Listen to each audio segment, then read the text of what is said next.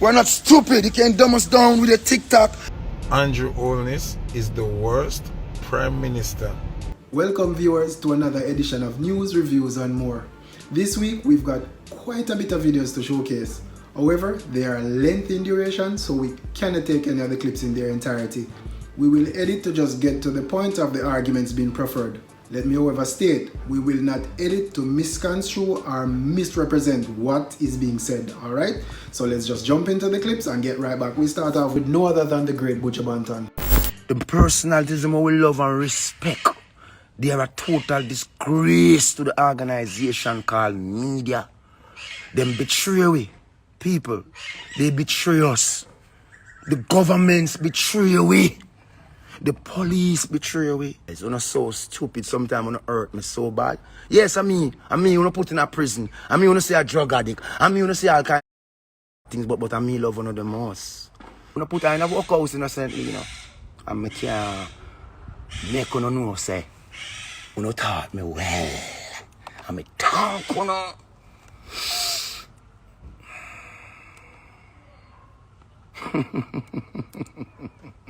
Laugh now, but you're not going to ball later.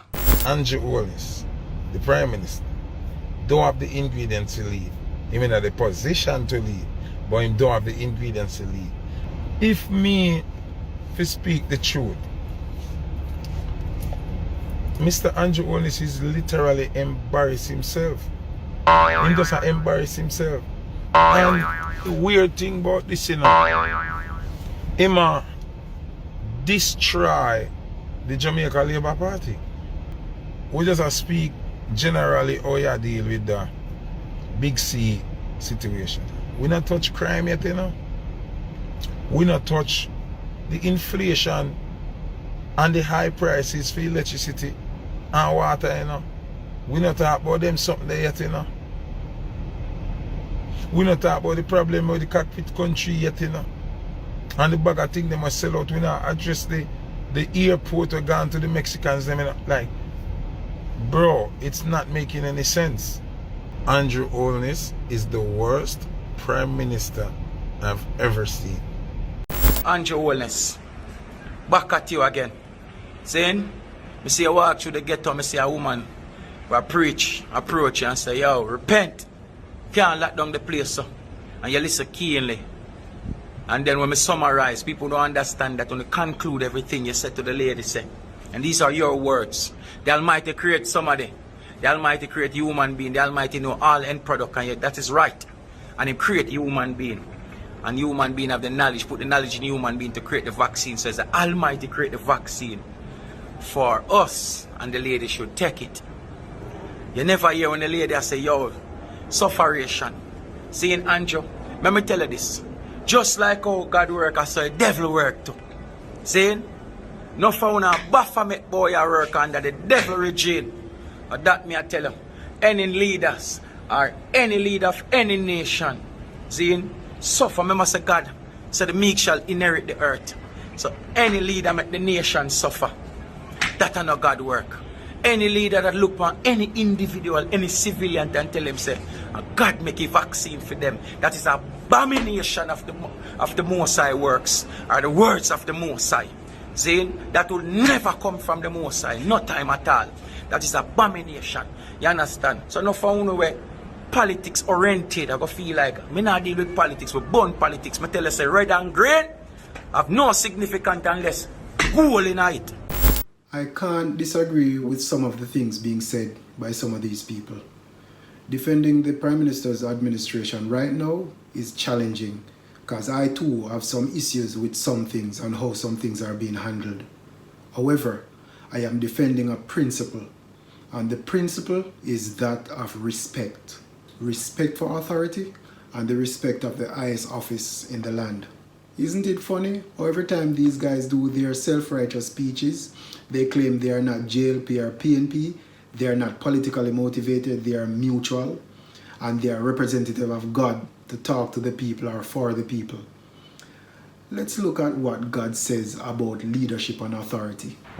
We start with John 19 verse 10, and this was when Jesus was going through the crucifixion. Let's pick up.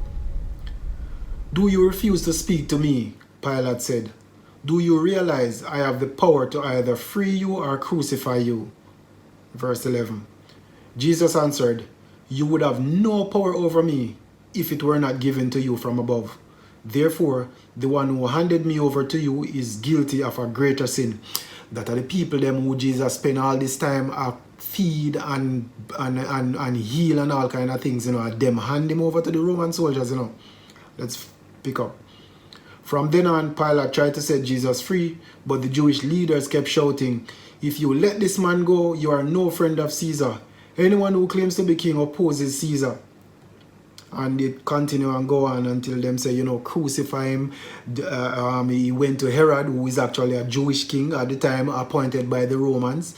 And him never want to set him free either, because he was the first to try and persecute and crucify Jesus from birth. You know, and they go back to Pilate, and pretty much Pilate is saying, boy, what, you know, your people, them hand it over to me. But anyway, the point is that Jesus did not say anything. He was not disrespectful to any of the kings.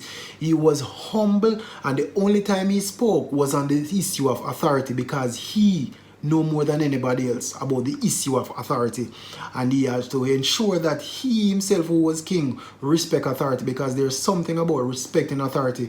You can disagree with authority, you know. You can disagree with authority, but you have to respect authority, and the Bible said that, you know. So how can you be representative of God and you disrespect authority? Hold on, let's go to another verse. Romans 13:1. Let everyone be subject to the governing authorities, for there is no authority except that which God has established. The authorities that exist has been established by God. And me write that, you know. Go read your Bible for yourself. There is no authority. None. Me have a challenge with that when I read it, you know, because when me think about all the German them and some of these wicked rulers, I say, eh? But then again, when you go back and check out Saul and all of that, how Saul became vile, Saul was appointed by God. Saul was anointed by Samuel and appointed. You understand? So God is the one who sets up authority. Needless to say, we must be obedient to authority. Yeah, you can disagree with authority, you know. You can disagree with authority, because like I say, I have some challenges with some other things that, you know, is being put forth on the table by the governing body. I have challenges where I am human just like you or anyone, but you can dissent without being disrespectful to authority, and God have a problem with that. If a Jesus you say, if a Selassie you say, in 1936, when Selassie appealed to the League of Nations, when Mussolini was killing off in people, them and all of that in Ethiopia, even when he was representing his country, crying out for the help of the United Nations, which was really united, it was just united against Ethiopia and African continent, he never once disrespected the leaders of Italy. He never once and this is Selassie we're talking about, who was under pressure, who Rastas claim to be king of all kings. You understand? And me have a problem with that, you know, because all the king of all kings are come for appeal to man and a big man for beg other nations for help him stave off Italy. Anyway, that's for another topic for another time. But you know, he was not disrespectful. Selassie was not disrespectful. He was not disrespectful. And for we to be jumping up and trying to hide under the color of mutuality, when really some of we are really politicians, because their very own argument, crime and violence is more of a pandemic than the vaccines or coronavirus. Then my question is this: when Dr. Omar Davies and the Honorable PJ Patterson was running the country into the ground, destroying our economy, where were your voices? Huh? When other Caribbean countries at the time were having exponential growth, the only thing we were growing was our deficit. GDP in the other Caribbean countries at the time under Patterson's regime was growing. I travel the Caribbean, so I know and I see it. You understand? Where were your voices? Where were your voices? Or is it a case that you were all born while the JLP is in power? Huh? Hypocrite. Call me anything you want, call me. What means that a wicked, I means that a murderer, I means that a cokehead, I means that a madman. I uno mad. And most of uno nah sense. Most of my friends them are dead left, right and center around me from this vaccine. Everything them do to me is wrong. Now I come out and I try showing the shoot from me 19-year-old and most of them go on like to Rome and on a Roman friend them put me in them prison. Go and ask and find out who I am if you never know. Many demons out there, them don't want to know the truth, them want to kill as much as you know as possible. Couple of them visa take away. Reason why the Prime Minister visa not take away is because he's actually the Prime Minister at the moment. You are the worst Prime Minister I have ever seen in my life. That's just me saying that and saying it without an apology. Let me tell you this, Andrew. Which Prime Minister of Jamaica ever here, them own party of us? I have Labour right friend and I have PNP friend. I tell you some born politics. I not deal with politics. Nobody can come to me about politics. Also, I want to go about a Rasta, you know, go, you know. I want to go. Andrew, you suffer the people them for what? You suffer the people them for COVID. And I tell the people them about a vaccine will not cure COVID. So what is the purpose of it then? I tell you now, Andrew. Tell you. See? Philippians 19 verse 3. Philippians 19 verse 3 say, there will become a time when mankind are vast in them shame. To glorify them shame. You have suffer the people them and glorify it. Remember, retribution. I tell you. In all my years, I have never seen such a concerted effort by entertainers and artists and musicians against anything like how they are against the vaccination and lockdowns. You know why? Because it affects their pockets. Them can't go out to go do them stage show and this and that. And me understand that. Me understand that. But don't be hypocrites. Share your opinion, fine. I don't have a problem with that. But to be disrespecting the authority, to be disrespecting the highest office of the land, what that say about you? Your disrespect have more to say about your character than about the Prime Minister, you know. You understand?